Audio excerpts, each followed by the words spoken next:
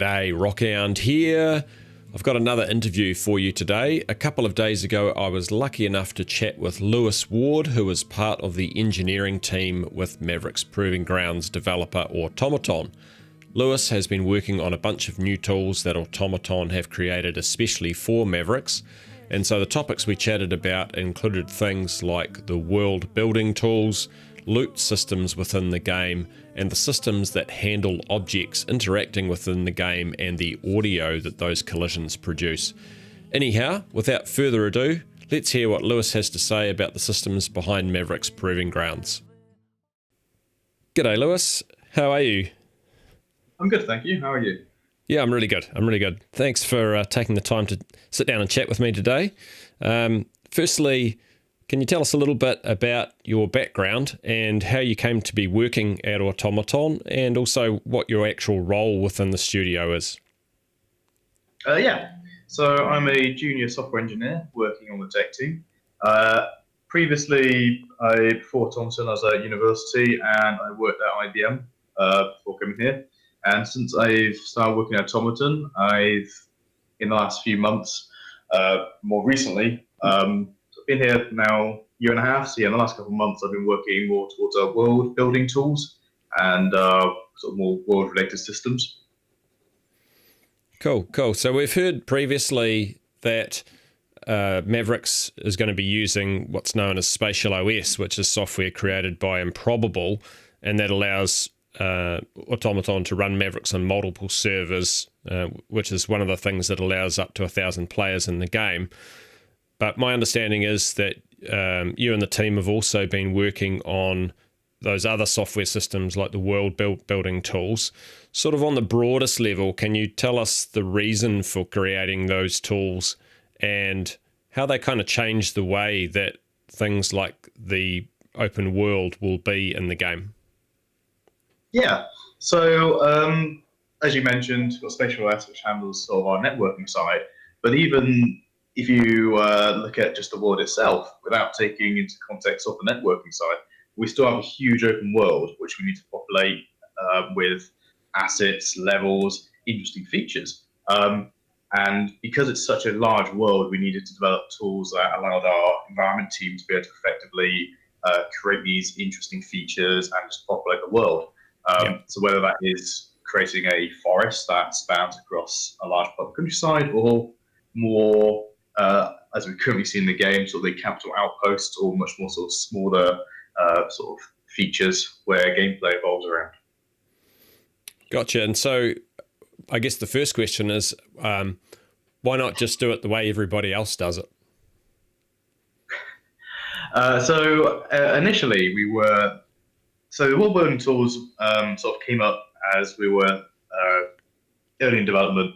We were trying to build levels, and we hit a couple of roadblocks with just sort of how to effectively build these worlds. So we sort of sat down and sort of looked at what is it that the design teams and the environment teams, what are they trying to make? How do we bring this stuff together? How do we make it glue? And that was a lot of back and forth between multiple teams. And so we end up with what we've currently got, which is our smart prefab system, which is something that we've designed and built, and we still are developing, which is very much meets our needs internally to be able to populate this world and works for all the different parties involved in that process. So that was sort of one of the reasons why we went down the avenue that we did, was just looking at what do our teams need, what is the best solution for that, and this is the one that we ended up with. We went the avenue down, investing time and development into. So yeah, that's sort of why we went that route. Gotcha. Yeah. And when you say smart prefab system, like the word prefab, a lot of people would think as being, modular buildings only. Is it related to that, or is it more extensive than sort of the buildings within the game? It's similar, yes. So CryEngine and other engines, like Unity, they have a prefab system, which on a very sort of basic level is a way of grouping things together into a single object. So you might be able to say, for example, we want to have a building which is a prefab which contains lots of other objects And when we want to add them to the world, instead of dragging out each individual piece, this modular kit, you kind of pull those modular bits together into a prefab and just drag out one prefab.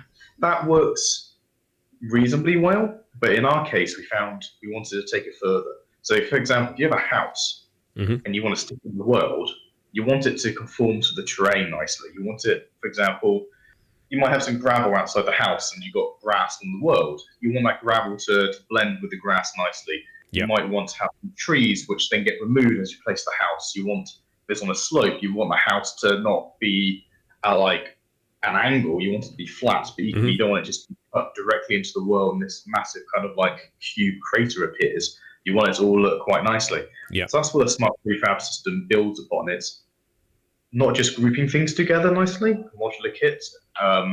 It's making sure it kind of forms into the world nicely. So that's sort of one of the sort of unique things about it. Yeah, and I guess from a player's point of view, that's really important because I can understand that it would be convenient for you guys to be able to create this massive world using a prefab system, but players will definitely notice if it looks like, you know, you've got repetitive structures or there's not quite the right fit between the ground surface and a building. So the sort of the repetitive structures side of it, how do you avoid making it look like all the buildings look the same?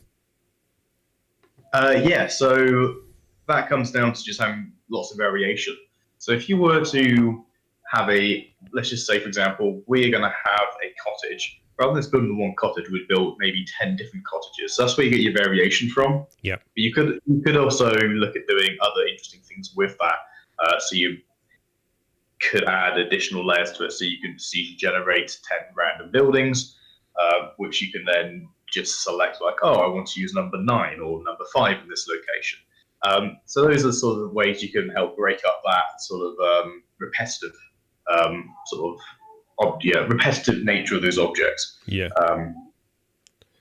Gotcha. And sort of along those lines, over the weekend, YouTuber Jack Frags actually created a video where he talked about how battle royales in general, because they are a repetitive sort of game structure where you jump in, you're fighting against 100 other people or more, and then at some point you die and then you do it again. That over time, players can kind of find that the map becomes repetitive. So will these prefab systems allow you guys to change the map, pretty quickly, or is it still a slow process, but the structure of creating the map in the first place is easier? Is it ongoing, or is it about the first instance of creating it? So if you've got a range of different smart prefabs, so again, these can scale from a single building, or even as small as a single barrel, or a container like a train container. What you can have is, if you have lots of those assets already kind of pre-built, it's not particularly difficult in the current system to say, oh, we want to change this container to a different type, or this cottage to, rather than being a single cottage, maybe we want it to be the bungalow instead. And because it has the whole automatically being able to like conform into the world around it, it's very quick on the development side to be able to change that. So it doesn't take a long time of like, oh, we need to put a new house here, we now need to change the terrain, we need to now paint down new vegetation. It's almost just like click, like this object, I want it to change, and it just updates almost instantly. Yeah. And then maybe some touch up you might need to do with that because maybe your building's a little bit bigger and maybe you want to move it somewhere. But it's not particularly, doesn't take as long in that iteration process to be able to go, can we change can we change things drastically? And we can also, one of the other features, we can nest smart prefabs within each other. So for example, you could have a train yard smart prefab, which is built up in warehouses. So if you want to keep the train yard in the same place, you can actually then individually update the warehouse. So you can update all 3 warehouses at once. And then it just instantly conforms into the larger smart prefab. So you can update the level very quickly, which is a very useful sort of tool that we have, a system we have, which again is Yeah, it just definitely helps that iteration process. Mm. Yeah, just to reduce how long it takes to do such things. Yeah, yeah, and now at this stage, without going into too much detail about what's actually in the game currently, I think it's safe to say that most people would probably not expect there to be entire cities in there yet. But down the track, when we get those bigger built-up areas in some parts of the map, is the prefab system going to make a difference there? Like, will we notice a difference when it comes to those urban areas? Yes. So again, if you take a city, and again, you could do it for like anything, towns or whatever. But if you take that whole example of city, what you've got is a lot of. If you look at a real life city, you have lots of different types of objects within it. You have houses, you have industrial estates, you may have obviously roads and other types of infrastructure, like maybe power lines. You may have shops as well. So you can, because we have the ability to layer these on top of each other, it means that we can very quickly build up from like basic building blocks a city. Um, so this city will contain houses. That's cool. Populate it with these houses. We're going to have to get the roads in. We're going to put all the other things you would expect in a city. Um, and then obviously, if you want to move that city, for example, it starts on by the coastline, but you want to move it more inland, what we have the ability to do is literally you can just drag it and it will still conform into the world nicely. Mm-hmm. Maybe the city you want to expand. Maybe it's like, oh, you know what, we want to put some more houses on the outskirts, so you can do that. Or maybe like, actually, we've got too many houses. Maybe we want more larger buildings. Maybe we want like apartment blocks for like sort of verticality or whatever. You can just go, cool, let's get in there, change it very quickly. So that's kind of how we approach that system, and that's And so would you say that if you were to compare that to say some other well-known battle royale games where there's little townships and things, the changes that you can make, are they going to be a lot faster than the likes of some of those other studios can create? Yes, we definitely hope it is, and that's from what we're looking at. That's what we're sort of seeing internally. Yeah. Because it's not just a case of I place, for example, if I had normal prefab, I place my 10 houses. I now need to smooth the height map, the actual terrain itself to conform, so that they don't have floating houses, or you don't have like walls just sunk halfway through the ground. Yeah. And now I need to go and delete those trees because there may be some shrubs or trees, down there, and I need to do all these other things. Because we don't need to do that because it's all automatic for us now. It just means that we can literally just put down 10 houses next to each other, and they should just they just work. Yeah. That's a really useful thing. So would it be fair to say that the process of creating these prefab systems, that creating the systems is actually taking quite a bit of the development time that you've had up until now, and that now you're kind of on the stage where you can actually start to use them more, whereas like other developers might have spent the entire time just creating the map as such? Yeah, that would be a fair statement to say. Yep. We've definitely been working on this for a couple of months now, and it's gone through various iterations over time, and we're still working on it. We're still adding lots of new things to it, improving the system on like a weekly basis. But yeah, we're going to the point now where it's sort of, I think we feel like we can start using the system to pump out content that we're going to start seeing come into game. Yeah, I understand. Okay, well, that covers the building side of things pretty well, but I understand that you've also been working on a loot system as well, which is a bit different from what we might have seen in other games previously. Can you tell us a little bit about that? Yes. So one of the things that was recent addition to the game was having loot, which isn't just randomly placed in the world, or what we would also have, or what we used to have, is somebody has to go around, say, on this box, I want this weapon to spawn. So if you imagine even a small area, say you have a bunch of houses, it can be very time consuming to go around and place a bunch of items. Like I need to place a gun and ammo packs, a first aid kit, whatever, and then you update that. You move that house, or you want to change the design of the house, so the stairs move or whatever. Yeah. You then have to go back in and you have to move all those spawn points. And, we had to then generate a bunch of stuff to go with that, so we can be exported to the game to be used on the network, spatial and things. And that was a very time-consuming exercise, and also meant that balancing things is very difficult. Yeah. You couldn't say, for example, we want this ratio of these guns, because you'd have to go through literally hundreds of thousands of item spawns manually. Right. So the loot system we decided was designed by one of the design guys. He wrote this amazing sort of spreadsheet which has all the items in it, and it does all these fancy calculations to be like, if this is a town or this is a city or different types of certain areas of the map, what do we want to spawn there, and what are those ratios? So if it's a city, maybe we want some more highly sort of more rare items or more powerful items to spawn, much more than say in just the open world in general. Mm-hmm. Or we want a lot more, particularly this maybe we want lots of ammo to spawn in cities and less so in towns, or whatever it is. And this then generates a whole bunch of what we call loot tables. The loot tables are a set of rules which say, if I belong to this loot table, as in the loot item, like the spawn point for it, I run through these rules, and these rules say, for example, we need to spawn 10 assault rifles. And then there'll be chances, there'll be like weights on that. So it's kind of like rolling dice. It's like, okay, I'm only going to spawn this many of them instead of the whole amount. Or actually, I'm going to spawn like a bundle of things instead of just the individual item. There's a small chance, but maybe I spawn the item with a bunch of ammo as well.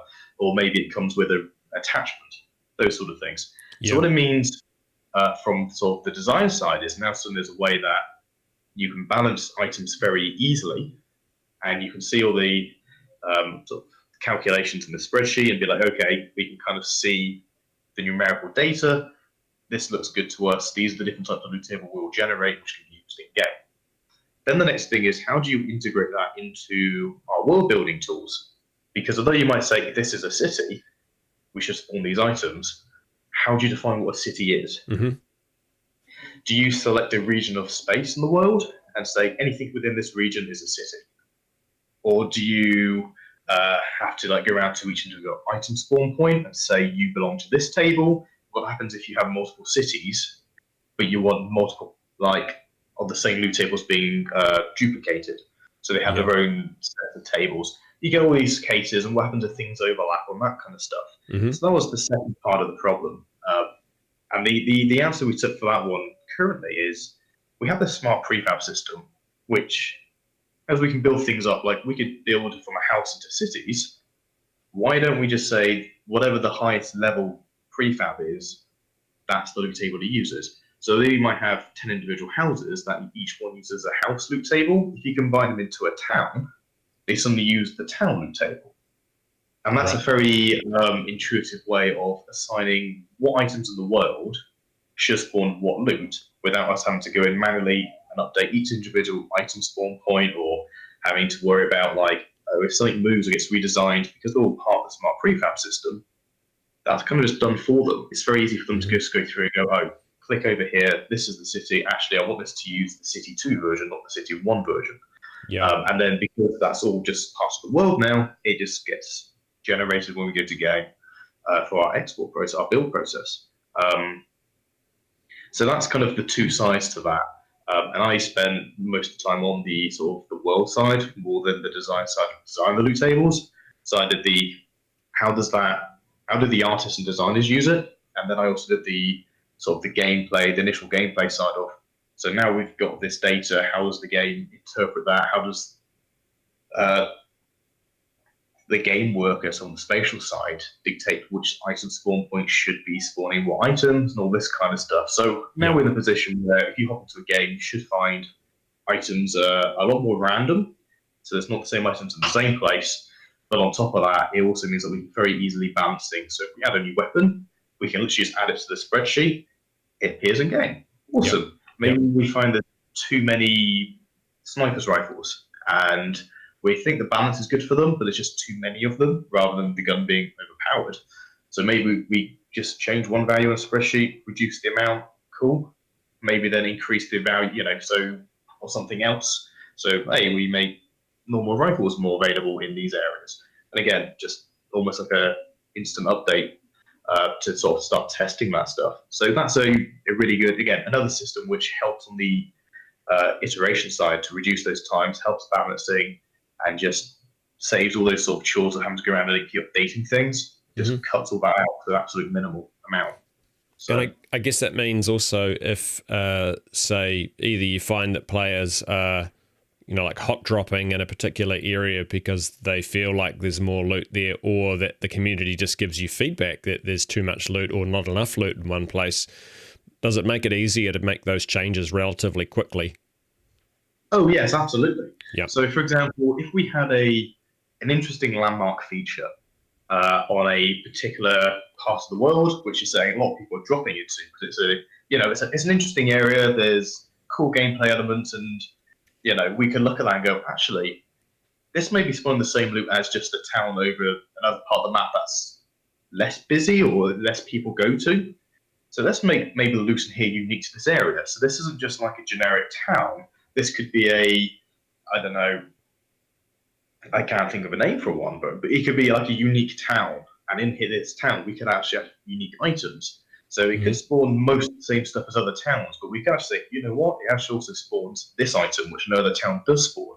Right. And that can encourage people to be like, hey, this town has it may not be guaranteed every match, it may be a small percentage, but maybe like 10% chance or whatever. Yeah. There might be this really cool weapon that's spawned there. So I want like to go there. Like if you had a town that was built around a castle, for instance. Yes, that's a good example. Yes. Yep. So that could, have unique loot in that location. Yeah, I understand. So at the moment in-game, loot can be a little bit buggy in that it doesn't always sit where it probably should. Is that something that you're involved with, like making sure that loot actually, appears in the world and is easily picked up properly, or is that not part of the same system? It's connected.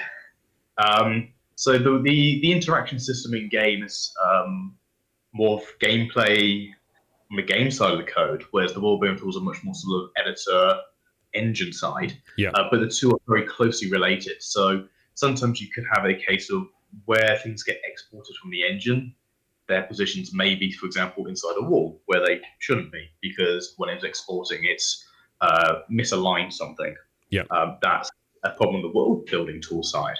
Yeah. But then other times it can literally be like it's placed in exactly the same place as someone has physically put it. So is it a case of someone's just accidentally put it in a wall? But sometimes it can be in a bad location, but then there's a whole different bunch of things that, factors that could play into that. So it's a little bit difficult to sort of nail it down to one particular place.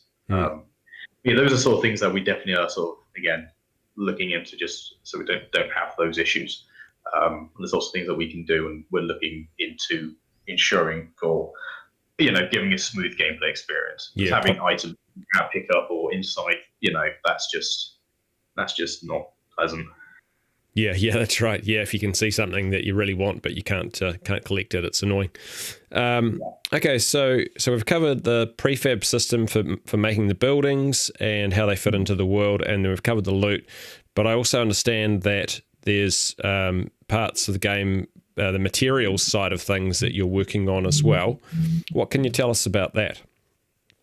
Yeah, so there's So initially, CryEngine comes with a cool little feature which is called Material Effects, which basically is a way of playing a particular event when different materials have a physics collision. So what does that mean practically? It means if I have something like a metal barrel hitting a concrete floor, it means that when that collision occurs, we can play an event like play this audio trigger or spawn these particles. Mm-hmm. The initial engine had a system to handle that. But what we found, and this is including on especially our audio designer, he's found this as well on our previous title to see. It was a particularly difficult system to use because every material had to refer to every other material. So if you have wood and concrete, just two materials in the game, you would need to have what happens if concrete hits concrete, concrete hits wood, and wood hits wood. Yep. And then you add a new material, and you can very quickly see how complicated that sheet becomes. It exponentially grows, right? Yeah, extremely.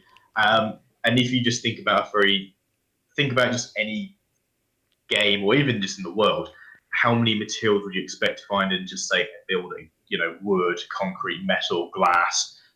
You talk about people, you're going to probably want a sort of flesh material and all these things. Suddenly you get to the point where even with very little in the world, you can still have 10, 15 materials. And that's before you start talking about like bricks versus concrete, if you want to go to that sort of level of detail. Yeah.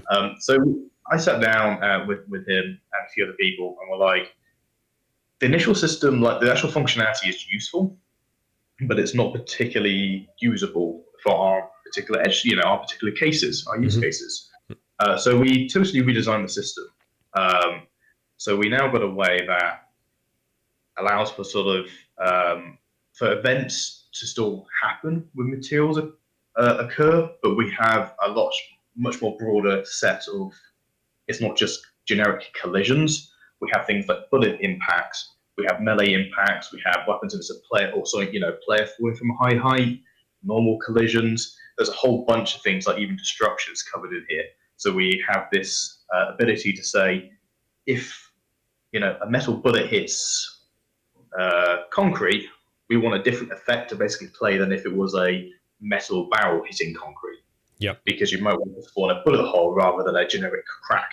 Like if you had a metal barrel traveling fast enough to leave a crack in concrete. So we have that ability, and that means we can have custom sounds, custom particles, custom decals for all of those events. And as well as that, we also change systems so it's no longer like each material has to reference each other. We have this nice hierarchical system where it's like, well, the only thing if bullet hits wood, it doesn't matter if it's pine, oak, birch, whatever. At the end of the day, it's probably going to make the same sound and probably leave the same decal and probably spawn some wood particles. So what's the point of having 10 materials which all have to reference each other when you can just say that's a collection of the same thing? And doing that has suddenly meant that we have this exponential amount of this spreadsheet was really just boiled down to something which is really small, really manageable, really easy to add to, and again allows for a lot more sort of insight to those particular events. So it's no longer just a generic material hitting material, it's a material with a context of what sort of event, if you will, has caused that collision. And we'll have other things in there as well which allow for different types of takes into account like the hardness of materials. So if things are soft, like wet mud, versus something that's hard, that will play a different sound effect versus a hard object hitting a hard object, or a soft object hitting a soft object, or what happens if a hard object hits water versus a soft object hits water. So we have a lot more ability to be able to sort of fine-tune those sort of small details of, again, the audio, the particles, and all that kind of stuff. Yeah. And that is really, we've seen, that was a system that we've had in for a while. We've slowly added to like more events over time. When we've added new systems, we've gone, oh, we can add this in here. And it's a really useful system, and it's one which you see in the game right now, but you probably don't notice it. You almost take for granted the idea of a bullet hitting a tree should probably spawn particles and all this stuff.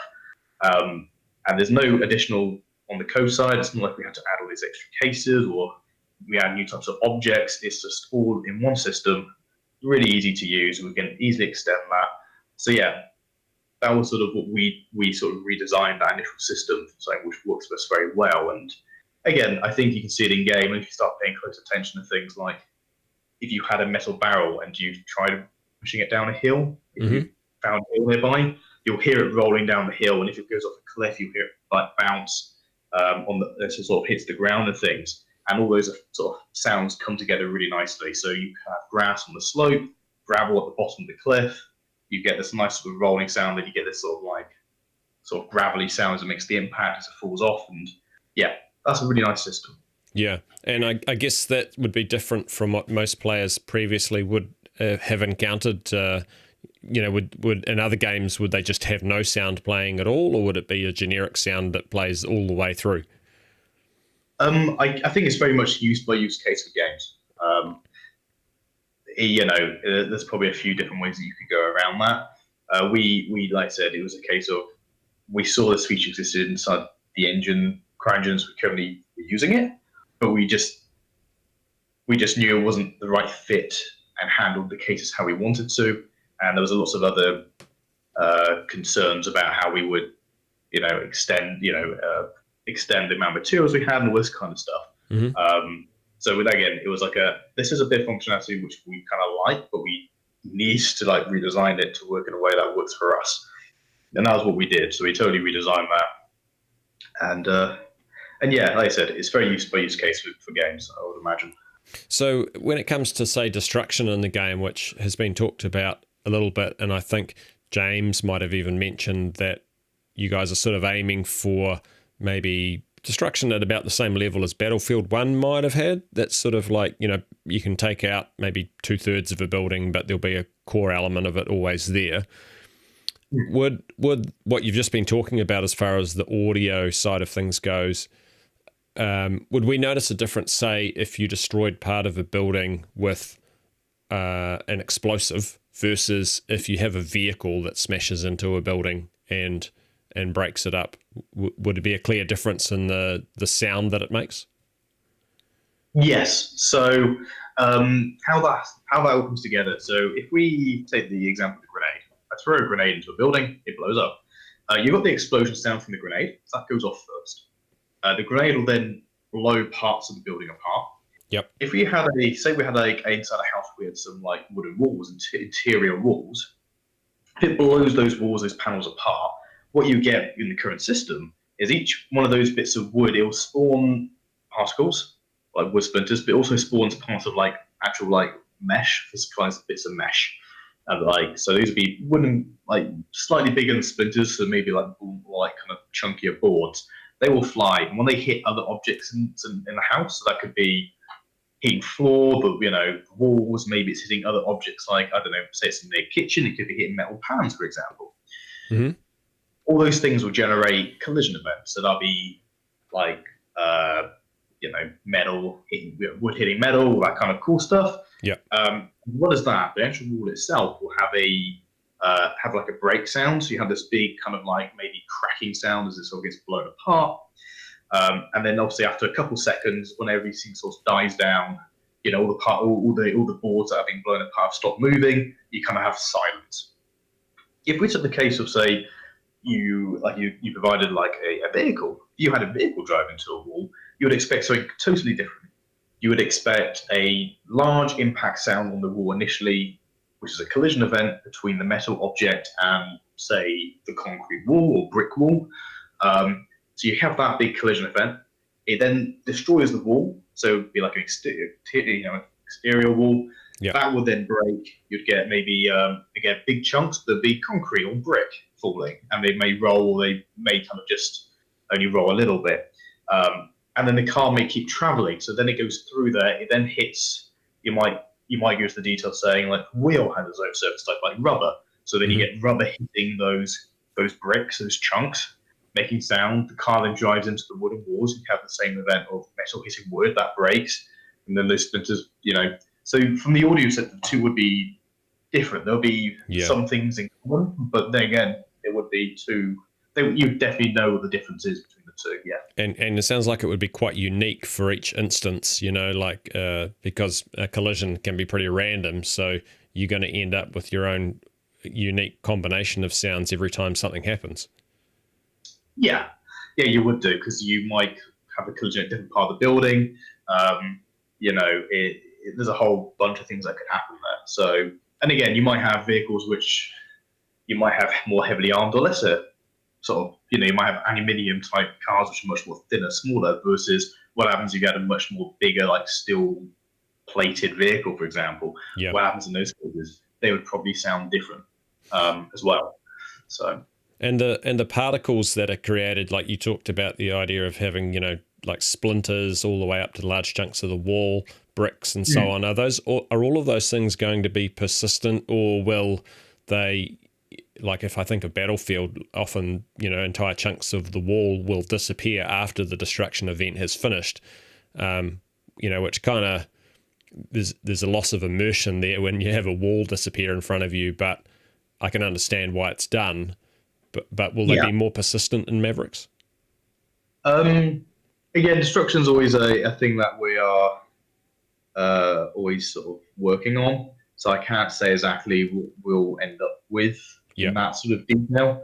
But yeah, currently we have a persistent world where things. So if another player comes across that wall, they should see the walls being destroyed, the same parts of the wall being destroyed, that kind of thing. Yeah. So it's not just a whole wall's disappeared. It's if you had maybe a good example is like a garden fence with panels. If you came across and someone shot out certain panels, you'd see the same panels are being shot out. But yeah, I couldn't really answer that in any more detail on that. Yeah. Okay. Fair enough. Okay. So overall, like when you talk about all of these features, for the average player who's just come from another battle royale, and they've turned up to Mavericks, like, how would you describe the sense of what they will encounter with these features being in game that they wouldn't have encountered previously? Features in the game they haven't encountered previously. Yeah, I think when you combine these things, so like, I guess what I'm trying to say is, what's the impression that you're trying to leave with players who are coming from another game that will make them feel like Mavericks is different? What we're trying to really do, if you just take out the equation things like we got the big social hub, we got all these, we've got hundreds of players. And this also, so if you just look at the more related to like the world side of things, what's that world unique, or what makes it different from the other games? Mm-hmm. And what we're trying to strive for is a nice sense of like realism in the world. So it's not just like, we see this with things like our tracking system. People leave footprints, that kind of thing. Mm-hmm. But it's more to it than that. It's like it's not just a house in the middle of a countryside. It's like an interesting cottage that blends into the world in what would be an intelligent and realistic looking manner. So again, it's not just stuff blobbed into the world to just sort of populate it. Yeah. And it's also not going to be just totally barren. Like, hey, here's a town, and outside the town for the next, half a kilometer or whatever, it's just going to be trees and not much else. We really want this world to feel like everything glues together like you would expect. It's not like, part of the island is a tropical, island, and the other part's like a desert, and we're not going for that. We're looking for it feels like a real world. It looks like a real world. It all glues together. Yeah. And as you're sort of going through the world, it's just feels natural.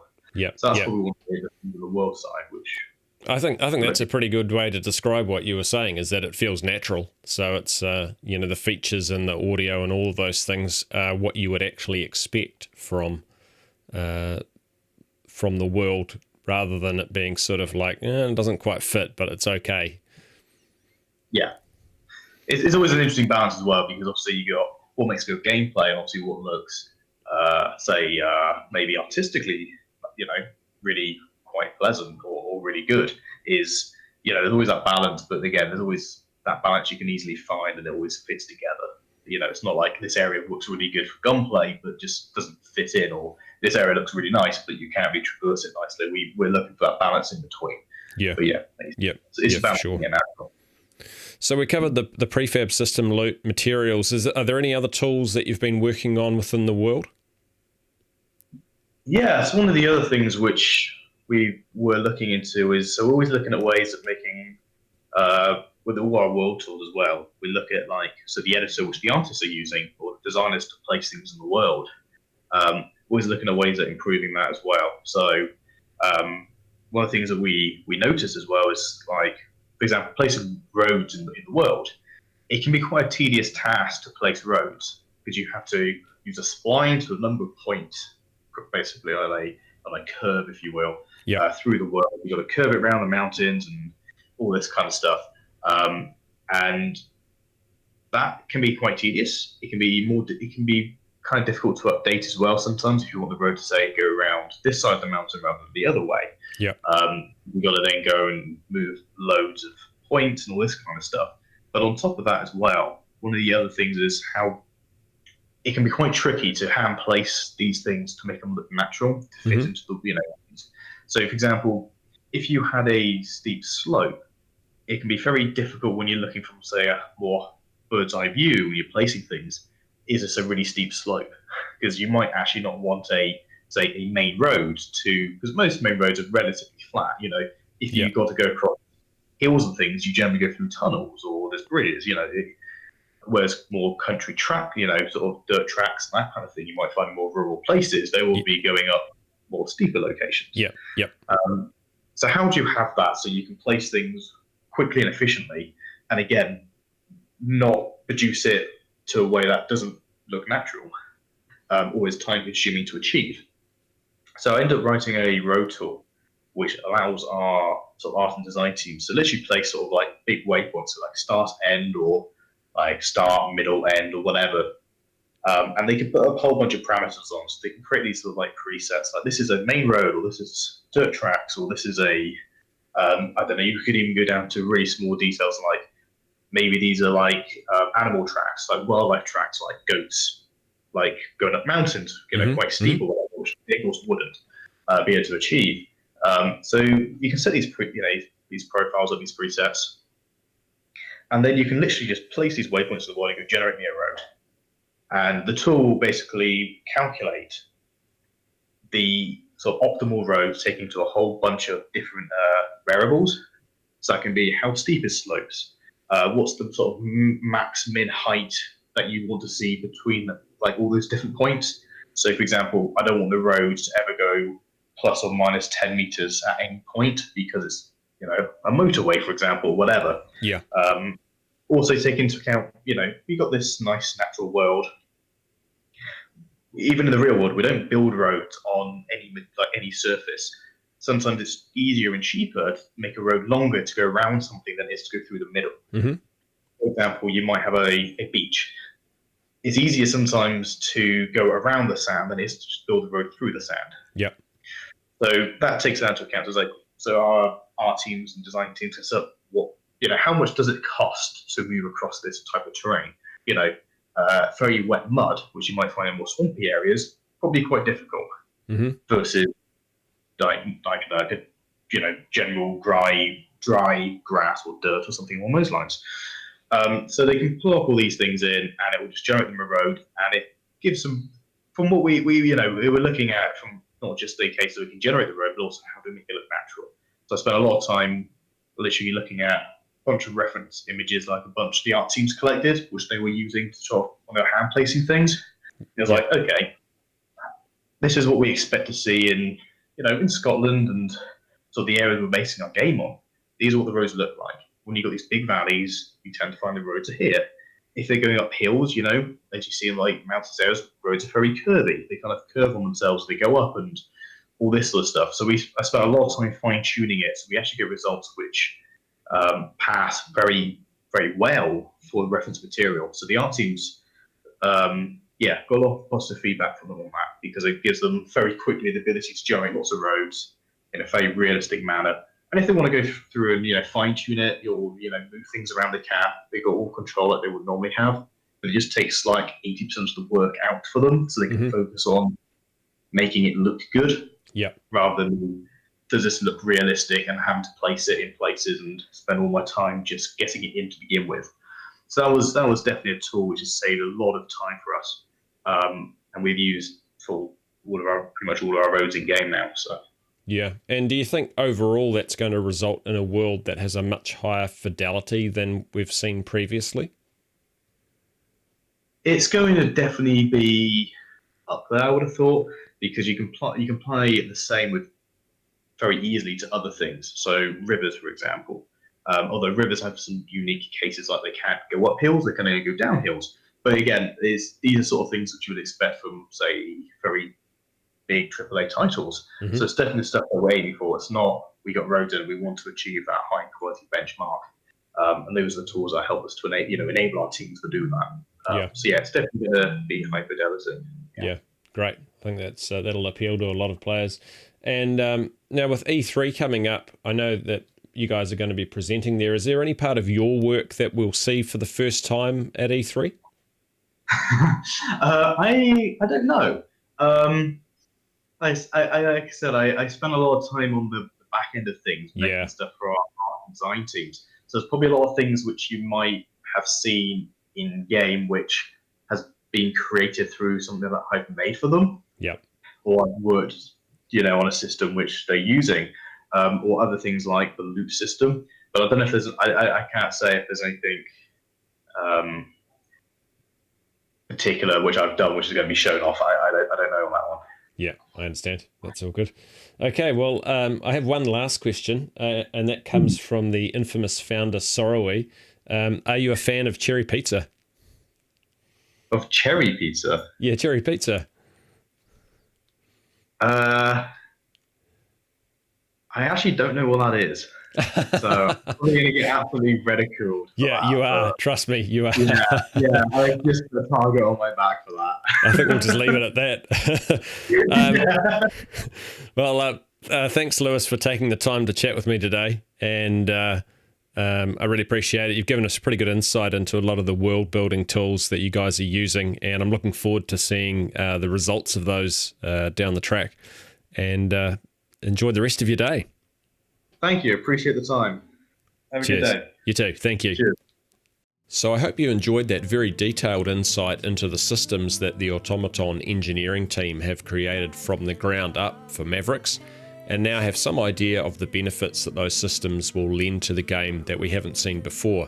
And thanks again to Lewis for taking the time to chat with me out of his busy schedule. If you found this video helpful, please consider leaving a like or a dislike if you didn't. It all helps. And if you'd like to hear more about the development of Mavericks Proving Grounds, please consider subscribing to the channel and hitting that notification bell. Thanks for watching and enjoy the rest of your day. It's just the night and me.